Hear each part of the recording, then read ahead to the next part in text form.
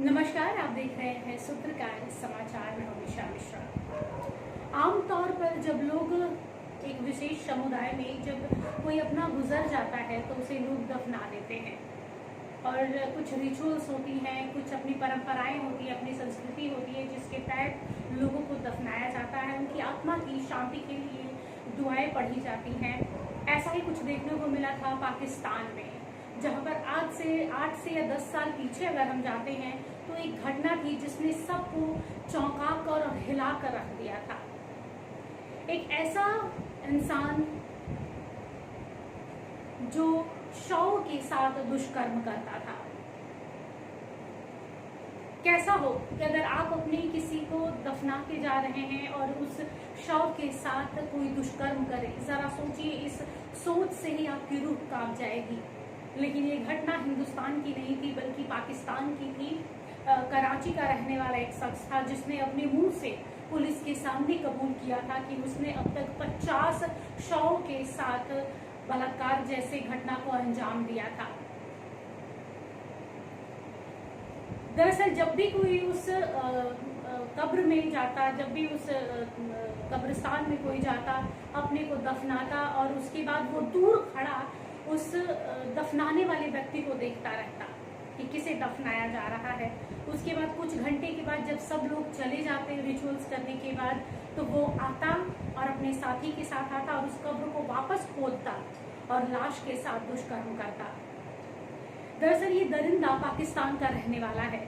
सरगोधा नाम की एक जगह है पाकिस्तान में जहाँ पर वो रहता था। बता दूं, इसका नाम मोहम्मद रियाज है और रियाज करीब 15 सालों से पाकिस्तान के कब्रिस्तान में पानी देने का काम करता था। इसी दौरान उसे इस तरह की विकृत मानसिकता का वो शिकार हो गया जिसमें वो मृत जो महिलाएं थी उनके शव के साथ दुष्कर्म को अंजाम देता था। इसमें रियाज अकेला नहीं था, उसका एक दोस्त भी था जो उसी कब्रिस्तान में काम करता था जिसका नाम था वजीरा।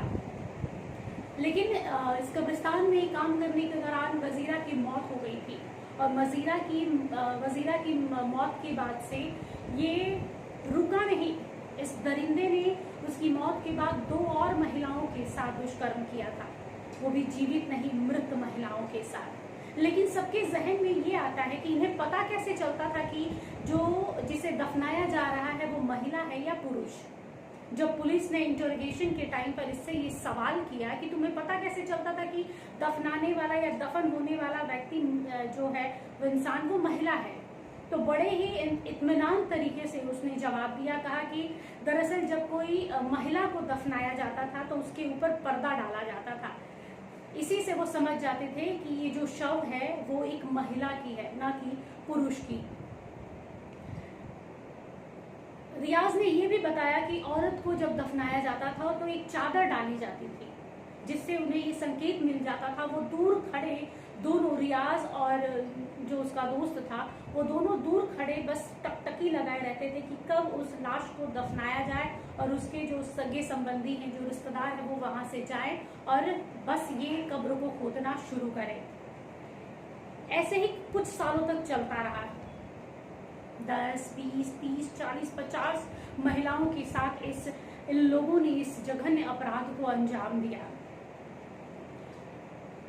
जब पुलिस ने इससे पूछा कि तुम लोग करते कैसे थे, क्या बॉडी को बाहर निकाल लेते थे, उसके बाद उसके साथ इस तरह का अमानवीय व्यवहार करते थे, तो इन्होंने कहा कि नहीं, जैसे ही कोई जाता हम उस कब्र को देर रात खोद कर पूरी मिट्टी उसकी बाहर निकालते, उसके बाद एक एक करके उस शव के पास जाते। पहले एक दोस्त जाता उसका, वो उस लाश के साथ में दुष्कर्म करता, उसके बाद ये जाता।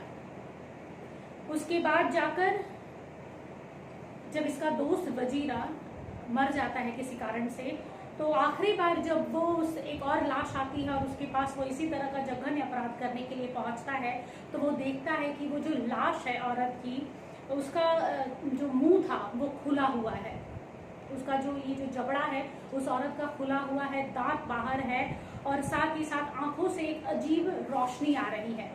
फिर क्या था, वो डर जाता है। उसने खुद इस बात को कबूला है रियाज ने कि वो डर जाता है कि आखिर ये क्या है। उसे लगा शायद अल्लाह ने उसे ये सजा दी है, या फिर ऐसे उसने जो अपराध किया है उसके लिए ये हर पाप का अंत, कहते हैं ना कि हर पाप का अंत आता है, पाप बाप को भी नहीं छोड़ता, ये कहावत है। वही इसके साथ भी हुआ। इतने वर्षों से ये लगातार इतने शव के साथ दुष्कर्म करता रहा।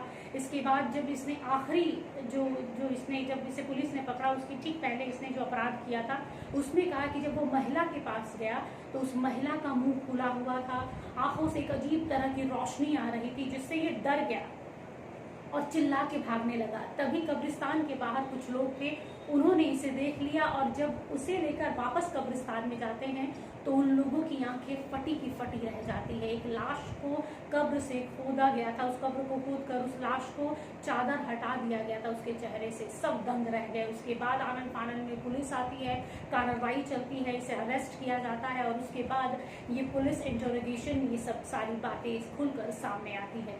लेकिन ये सोचने वाली बात है कि इंसान की मानसिकता कहाँ तक गिर चुकी है, कहाँ तक वो जा चुके हैं कि जीती जागती महिलाएं तो वैसे भी सुरक्षित नहीं है, अब तो लाश भी सुरक्षित नहीं है। इस इंसान की फितरत, इस इंसान की सोच कैसी होगी जो शव के साथ जाकर इस तरह के जघन्य अपराध को अंजाम देता है, इस तरह के दुष्कर्म करता है। ये सच में सोचने लायक है। फिलहाल के लिए बस इतना ही।